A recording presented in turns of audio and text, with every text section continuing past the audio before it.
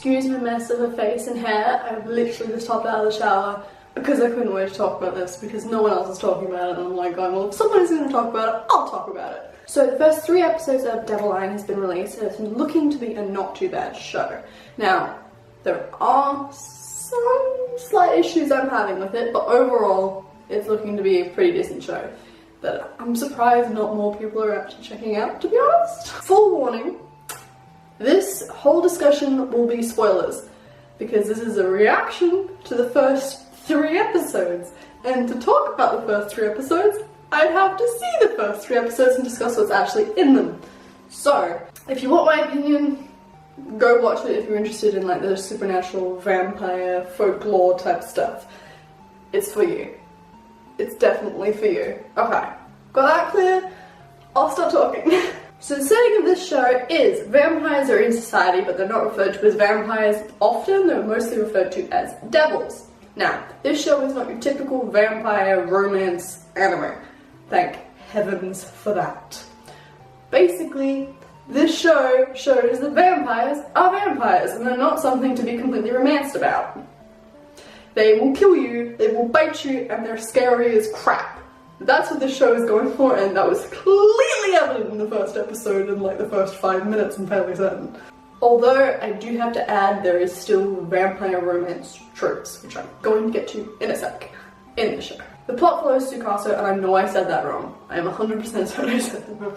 It follows her, and she's a college student, and one day she is attacked by a devil herself, and a person named Anzai comes and helps her out, rescues her. Now, Anzai is a half-devil himself.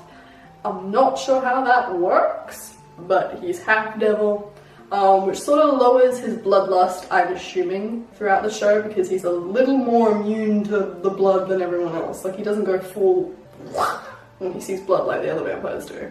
So I'm assuming that's to do with him being half-human, but if not, sure, you need to fix that real quick. Just real quick. Anyway, so Anzai is a part of a shadowy police task force that deal with the devils in Tokyo. They are after devil cases. Now, Tsukasa and Anzai have a thing going on, and it's obvious that they're going to be a couple by the end of the series. It's completely 100% obvious. It's going to happen, people. I'm just not convinced of the pacing of their relationship, but I'm not really surprised at the pacing because every vampire show ever that's been created that I've pretty much watched always have lust first, love next. And that's kind of the way it's going now, because Anzai's after the blood, and Tsukasa's after the desire and sexual eroticism that comes with taking blood. So, but there's gonna be some feelings that develop eventually. Well, they're sort of already developed, but it's too quick for my liking, and it doesn't make sense because they hardly know each other. But that's the way vampire shows work. So they're definitely going to be a couple, which is cute, because I think they're pretty cute as a couple, but just wish it didn't happen that fast. Now, I have 0 ideas on where this show is headed.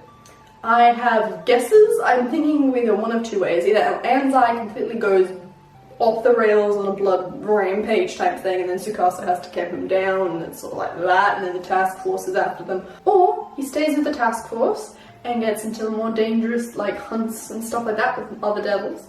I don't think Tsukasa's role is going to change. She's always going to be the damsel in distress that kind of needs rescuing, or is going to be like, ah, and then chasing after him and like giving blood and stuff like that. I don't think her role's going to change from much other leads in other vampire shows.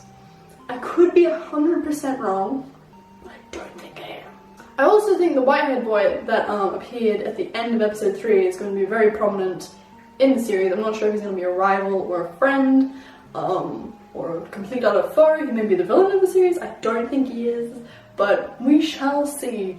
I like the look of him anyway, and his voice is amazing.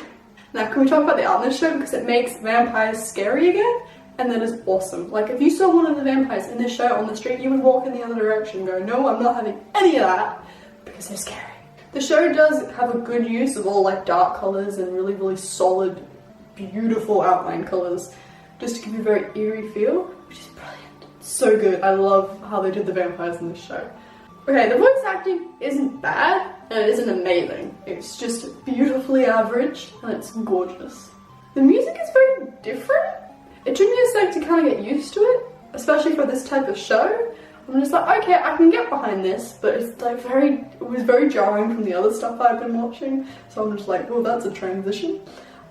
Beautiful opening though. I'm in love with it now. At the start I was a bit but I'm in love with it. I'm going to continue watching it because I haven't seen any shows sort of like this, especially with the sort of world building that's going on. Like, we've experimented in lots of other shows with like societies and stuff like that, with other life forms, for example Tokyo Ghoul, which is everything,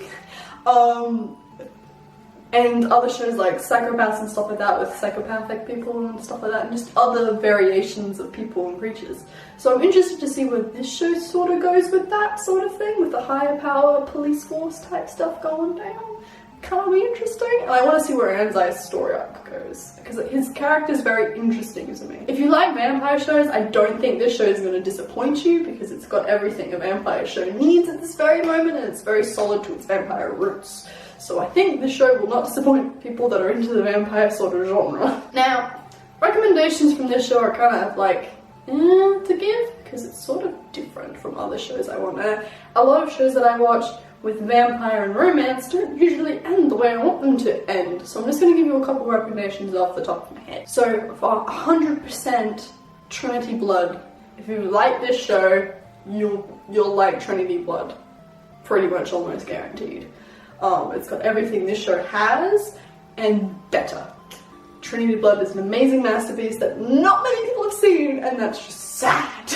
If you're after alternative recommendations and stuff like that, with vampire romance animes and stuff like that, the first thing that pops into my head is Vampire Night, but I don't want to say that. Blood Plus. Go watch Blood Plus. Blood Plus would be a good up from this. Otherwise, I would say go watch Blood Lad, but that's a very comedic term. So yeah, that's what my thoughts are on the first 3 episodes. Tell me what you guys think. I'm very interested to know what you guys think. I'm very interested to know people's opinions on this show and other airing anime at the moment.